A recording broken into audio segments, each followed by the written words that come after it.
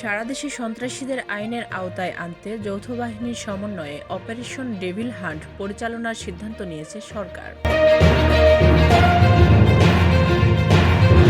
উপদেষ্টা পরিষদের ওয়েবসাইটে ৬ সংস্কার কমিশনের পূর্ণাঙ্গ রিপোর্ট প্রকাশ করেছে সরকার।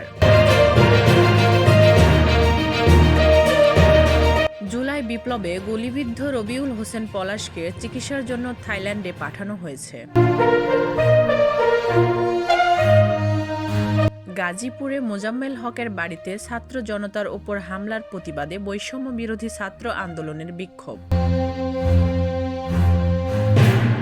আমরা নানা বিষয়ে সমালোচনা করলেও অন্তর্বর্তী সরকারকে সহযোগিতা করবে বিএনপি বলে মন্তব্য করেছেন রুহুল কবির রিজভী।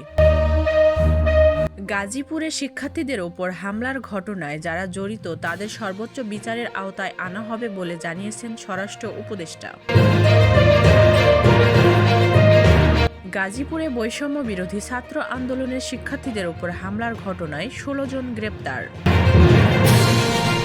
চোরতন্ত্রের জননী, গুমের জননী বাংলাদেশের এই ন্যারেটিভকে চ্যালেঞ্জ করতে চাচ্ছে বলে মন্তব্য করেছেন প্রধান উপদেষ্টার প্রেস সচিব।